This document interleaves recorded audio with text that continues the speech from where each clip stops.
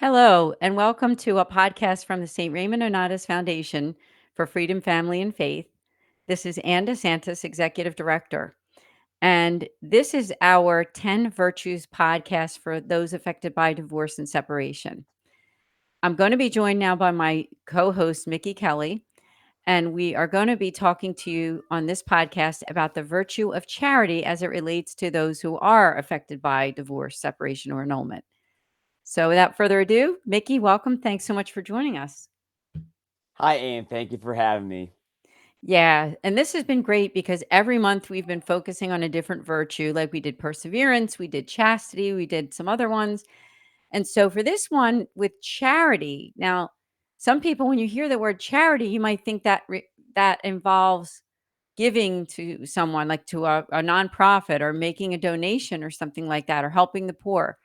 And it certainly is that. It does mean like, your ability to help others, but charity is just another word for love. And it's really the highest of all the virtues because everything has to be rooted in love, doesn't it?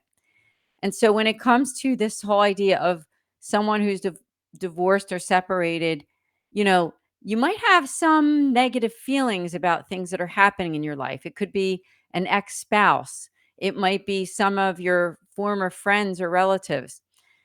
But really, what it means, what we want to talk about on this podcast is how you can keep charity in your heart even after you have been deeply wounded by divorce. So I just want to ask you, Mickey, what's your take on that? Because, don't you think that sometimes people who are divorced or separated, they are tempted to, just kind of give up on love, right? Yes, and I feel like the problem with our culture is that, yes, I do agree that people seem to forget that, you know, I've seen it firsthand with someone, and I don't want to say who it is, but it felt like when he got divorced, his heart was broken and he never, moved on. I think he had a sense of oppression that kept him from pursuing, something more or, just like moving on like she did. Like, he was heartbroken. And I think for a lot of us, you know, we shouldn't really give up on love at all. And I think the other thing that I could really see it, like, and of course they like, and as you mentioned too, and like charity comes in two folds. Well, first of all, charity is another way of is another thing, is another way of saying love. And it goes two ways. Charity, love, for our neighbors and enemies, which Chesterton referred to them as the same people. And then you have the charity, which you can give money, and I'm sure we'll discuss it on this episode here. But like, we give alms, so to speak, which is one of the key principles that happens, not just for Lent, but year round. So it's not just money, but say like clothes with never used appliances. The list goes on. And I'm really eager to unpack it today, so that people can understand that, yes, you do need to show love, not just by your words, but also your actions. Yeah, well said. Because, you know, I think before I was a lot more devoted to my faith when I would hear the word charity. Well, first of all, they use that same word for nonprofits and ministries, don't they? They say it's a charity. And so you might think to yourself, well, does this mean that I have to give money or give something to another group who's doing something good for somebody else? But like Mickey said, it's another word for love. And I do want to read a little bit, if I could, from the Catechism of the Catholic Church. And this is from number 18, 22, and 23. And it says that charity is the theological virtue by which we love God above all things for his own sake and our neighbor as ourselves for love of God. Jesus makes charity the new commandment by loving his own. And then it says, in quotes, to the end. He makes manifest the Father's love, which he receives. By loving one another, the disciples imitate the love of Christ, which they themselves receive. Hence, Jesus says, as the Father has loved me, so I have loved you. Abide in my love. And again, this is my commandment, that you love one another as I have loved you. Now, let's talk to our audience. Obviously, we get people of all different, states in life. We do get people who are single, married. But for this podcast, we do get an awful lot of people that are either thinking about getting separated or divorced, or people who are annulled. And, you know, and when you think about love too, maybe you were crushed by someone. Maybe the person that you thought was the love of your life left you. Or maybe you had a bad relationship where it was very abusive and you felt you had to leave. And that happens in domestic abuse too, doesn't it? So I don't know, Mickey, let's talk about somebody's watching this podcast and they're thinking, how can I get love back in my heart? And I know we did a recent podcast taping about the Eucharist. We were talking about Blessed Carlo Acutis, which is another upcoming podcast that we have coming up on our Families in Crisis podcast series for YouTube, the 10 Saints series. So, Mickey, what kind of words of wisdom would you have for somebody saying, you know what? I've been crushed. I've been hurt. I can't love anymore. It's even hard for me to love my family because of all of that's happened to me. I feel my self-esteem has gone down so much because of this divorce or separation. Um, let's talk about some ways that you think that they might be able to kind of get out of that mindset. Yes, and I feel like in our culture today, there's been a lot of domestic um, abuse, and I'm just saying, like physical, beatings or anything. But I feel like too, some people seem to forget that, especially Saint James talked about it a few times in his epistles, that the tongue has some power, and the tongue also is like the rudder on like a boat. So if you steer it this way, it says the right things, but if you steer it the wrong way, there's wrong things going to come at it. And they're going to hurt people. And we really have to be careful, especially with today's technology. And how often did we get messages that were not clear, or maybe it would have gone, you know, a different way, things like that. I think for a lot of people, they seem to think like it's a signal for them to throw in the red, like, the white towel, so to speak, if they are bruised, broken, hurt from the previous relationship, whether it's dating, maybe a failed engagement, a failed marriage. The whole list goes on. But I think if there's one thing that we have to understand is we are first and foremost loved by God. And that's something we can never take for granted. God loves us and we must love him. And for those of you who are listening, who have been afflicted by separation, divorce, abuse, marriage infidelity,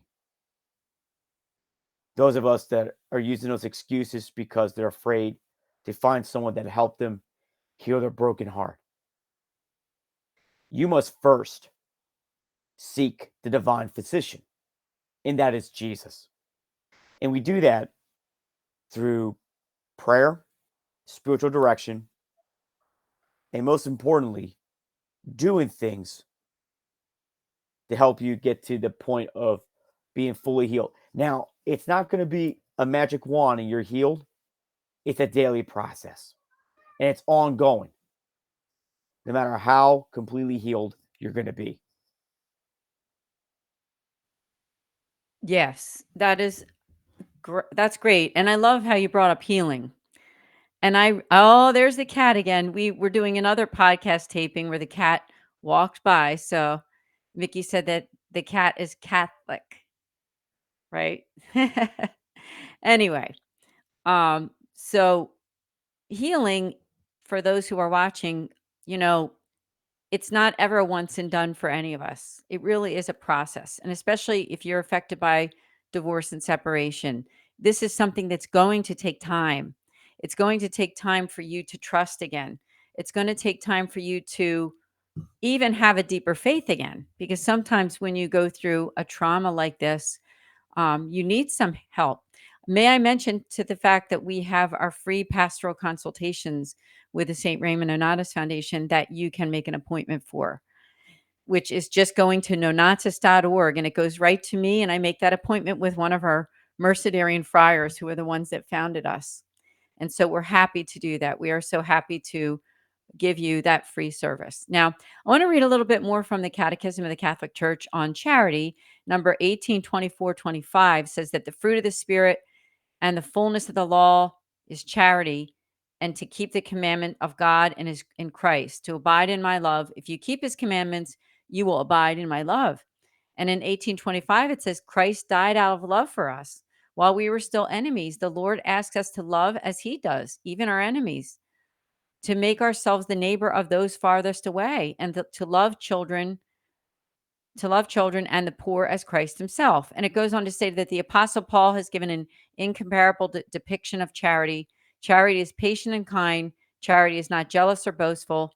It is not arrogant or rude. Charity does not insist on its own way. It is not irritable or resentful. It does not rejoice at wrong, but rejoices in the right. Charity bears all things, believes all things, hopes all things, and endures all things. And so we've always heard that a lot of times at weddings, haven't we? That First Corinthians 13. But those those attributes that you're hearing, that it's love is patient, right? Love does not envy. Now, this is going to be hard to hear, but think about even your ex-spouse right now, or the person that you're separated from. And maybe you're trying to be charitable, but they're not, right? And that's a hard thing too, isn't it? When you're trying so hard, but the other person is being kind of nasty to you. But Christ is still calling us to continue to be charitable. Now, that doesn't mean you're a doormat, does it? It doesn't mean that with every insult that they give you that you have to, you know, tell them that you love them or something like that, because you don't need to say those words, but you do need to um you need to stick with God. Now, sometimes when you have an abusive relationship, you need to have boundaries though, don't you? You do need to have put like a boundary between yourself and an abusive person. So I don't think that's what we're talking about. We're not talking about the fact that if you're dealing with someone who is truly abusive, maybe it's someone you even have like a restraining order on or something like that. Like God wouldn't be calling you to have an active relationship with someone like that, right? But what he does call you is to continue to still have that love in your heart for him, for God, for others, and not to give up on your faith. So, Mickey, talk a little bit about that, because I know people who have gone through, even younger people, I believe, some younger people that have gone through so much with those kinds of issues. Yes, and honestly, you really hit, you know, the you really hit the nail when it came to the definition of love, and we see that in St. Paul's letter to the Corinthians, which I don't know if you mentioned that, but yeah, that's where it comes from. And like you said, it is very popular you hear in weddings, because there's like two readings.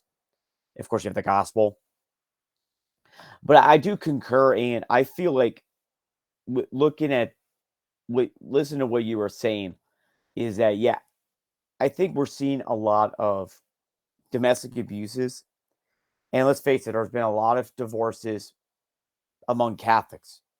Why? Well, I think the problem is there are a lot of Catholics that think they can make up their own rules as they go along, where the church has year after year said, nope, you got to wait. And I feel like too, there's a lack of patience. When you have cohabitation, when you have fornication, when you rush into a marriage, whatever the case is. And I think some people seem to forget the main purpose of marriage. And that is The main purpose is not the whole reception and everything, but the love of the bride and groom and their love for God. And I think that's been a problem for a lot of marriages, which is why, a lot of divorce, there's been a lot of divorces. There's been a lot of domestic abuses, especially as we're coming out of the COVID phase. Well, we've been out of the COVID phase for the past year. I think what it boils down to is, we have to take a look at ourselves. Where do we lack love? Towards not just our friends, but also our neighbors and enemies. And how can we increase that love? And how can we love our spouse better? And I think that's something that a lot of people going through divorces, I think there's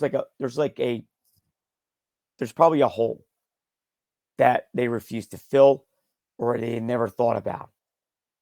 And that is, how do they plan to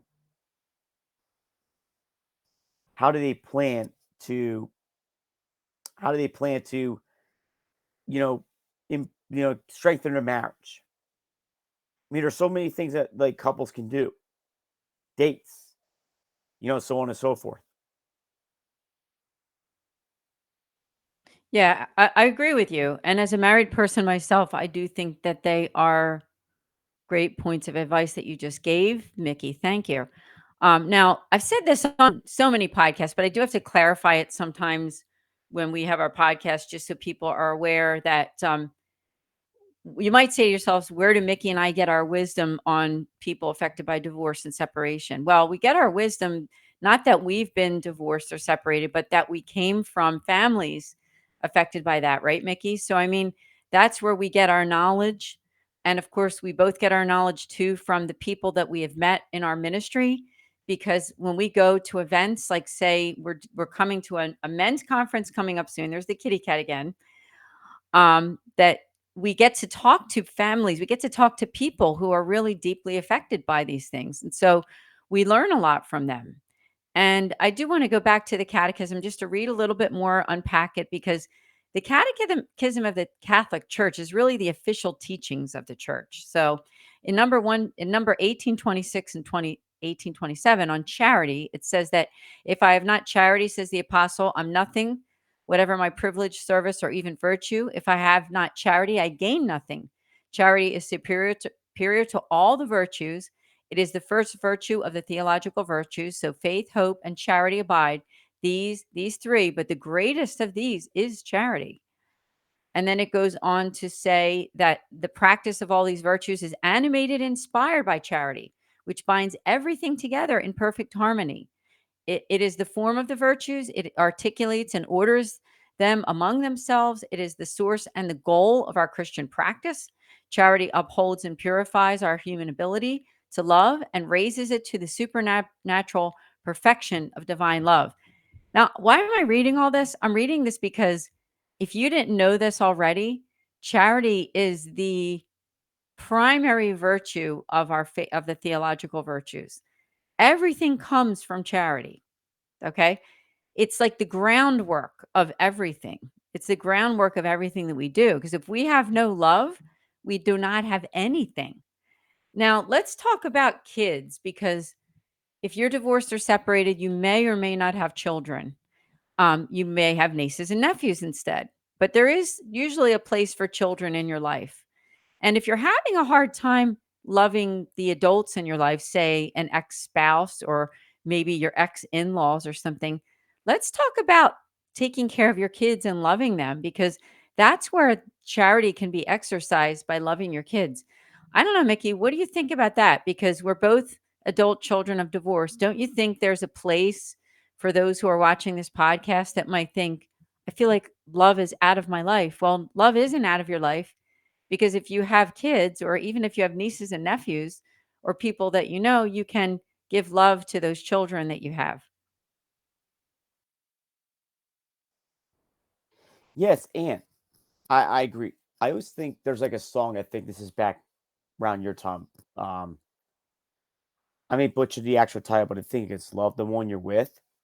And I feel like we need to understand that we have to love. the people that are around us instead of worrying about the fact that, like, oh, this person doesn't love me anymore. I don't know who to share that love with. The fact of the matter is, we can love the people that are around us now and not worry about the ones that are not around us. And in turn, share that love with everyone. Yeah, that's so great because we don't usually talk that much on this podcast about like our personal experiences, but like when I was growing up, I was the oldest out of 5 kids and my parents were divorced. Both my parents got remarried. Of a wonderful stepdad. Both my mom and my stepdad are still alive, great people. But I think they really did a great job with exercising love and charity to their kids because that's not an easy thing to do when you have, a divorce that happens in your life. And so that you can direct that love that you have, maybe the love that you're missing, that you feel missing. Obviously, first and foremost, it's with God, right? The love that you have for God, but the people that are in your life, like Mickey said, he brought up the song, "Love the one you're with," and if your kids are the ones you're living with, then you can exercise charity toward them. I'd like to read a few quotes on charity, Mickey, and then get your take on them. But the first one I have is from Saint Francis de Sales, and he says, "Let us practice many acts of kindness and gentle charity, especially toward those we like the least." So that's the first one. He's talking about St. Francis de Sales is talking about the ones that we like the least. Next one is from St. Vincent de Paul. He says that charity is greater than any rule. Moreover, all rules must lead to charity. And then another one, last one I'll read, is that charity is uh, the form mover, mother of and root of all the virtues. That's from St. Thomas Aquinas. And of course, he is a doctor of the church. So I don't know. Any more words of wisdom from you? What do you think about those 3 quotes that I just read? Because loving the person that you like the least, maybe the person who's watching this podcast who's that one that's affected by divorce, and you're thinking of all of those hateful, maybe uncharitable thoughts. I'm back on screen again. Um, it's hard to love them, but you don't need to be with a person to love them, do you? You can love them from afar in some cases when you have to. Yes, and I think you brought up some really good quotes right there. And we said it before that, like I said it before, that we could show the people around us now, like, and not wait, until they have their final moments on earth. And I think if there's another thing if I may add to that, Saint Vincent de Paul reminds us that charity is certainly greater than any rule. Moreover, all rules must lead to charity. And what I think Saint Vincent de Paul, and he has an organization with his namesake in there that usually collects clothes, whatever else, for the needy. And I think for us, we need to put love and charity into our everyday practice. Give something to, give some money to the beggar on the street, or even give them food. Maybe you order 2 sandwiches, you ate the one, and there's an extra one here. You want to think about giving that sandwich to that person. And I think another thing that could really help us exercise charity a little more, especially towards our family, is to pray for them. I remember a priest once told me a story of how his grandma would pray a rosary for all of her grandkids, him included. And I thought that was a testimony of faith. And I think we need to really, you know, we really need to claim that back. Yeah. I think prayer is such an antidote to being able to gain charity back in your heart. Now, another one we have to mention is going to confession. Because if you really think there's something blocking you, maybe mortal sin, maybe venial sin, something that's blocking love in your life, charity, because remember, God is love. I just want to say, remind you to go to confession, go to your local parish, find a church, find a priest. We're the Mercedarian religious order. This foundation was founded by a religious order. If you're in any of the areas of Philadelphia, Western New York, Tampa, like St. Petersburg, Florida area, Columbus, Ohio, Cleveland, Ohio. If you're in any of those areas, our priest can offer in-person confession. Of course, confession has to be in person, right? You can't do it online. So make sure that you connect with us. You can even, send a message to us through the nonnatus.org website, and maybe you can make an appointment if you live close to any of those areas. But if not, make sure that you make an appointment with a priest near you. You need to do that, I believe. The last thing I want to read from the Catechism is number 1829. It says, the fruits of charity are joy, peace, and mercy. Charity demands beneficence and fraternal correction. It is benevolence. It fosters reciprocity and remains disinterested and generous. It is friendship and communion. Love itself is the fulfillment of all our works. There is the goal. That is why we run toward it. And once we reach it, we shall find rest. Now, isn't that important? Because if you're feeling restless because of lack of charity in your life, remember that God is running after you. God wants you to be in communion with him. When you're in communion with the Catholic Church, you will find peace. And so if you haven't been to confession in a while, if you've been away from Mass, or if in some way related to your divorce or separation, you need to talk to a priest about issues to do with annulments or something like that, like I said, you can learn from us and you can get help from us. We have a 4-part series that we did on annulments. Just go to Philly Nonnatus on our YouTube channel under annulments, and you will see a full series, lots of information there. So, Mickey, we're kind of headed toward the end of the podcast. Tell us, what other words of wisdom might you have for people on charity? Please do share. Well, let's all be charitable in our words and deeds and action. But at the same time, too, we must remember that we must never give up on charity or love, in everything that we do. And if we need a reminder of what love is, it can be found right here on the cross. That is the ultimate definition of love, my friends. Because if Jesus died for you, it's because he loved us. And let's never take that for granted. Mickey, thank you. That was so beautiful. And I think that there's a lot of great information for everybody on this podcast. God bless all of you. I want to let you know that we're praying for you. Please connect with us. Make that appointment at nonnatus.org under the priestly consultation dropdown, and send us a prayer request too, because we have a prayer line too. Mickey, thank you so much for joining us. Hi, Anne. Thank you for having me.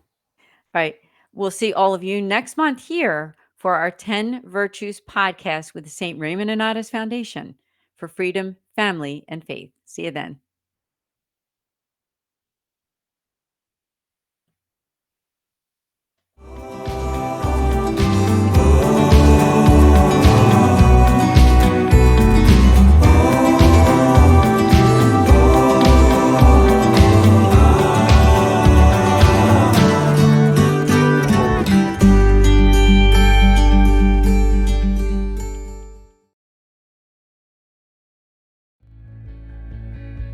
The St. Raymond Nonnatus Foundation for Freedom, Family, and Faith was founded in 2015 by the Mercedarian Religious Order with a mission to make pastoral outreach to families in crisis.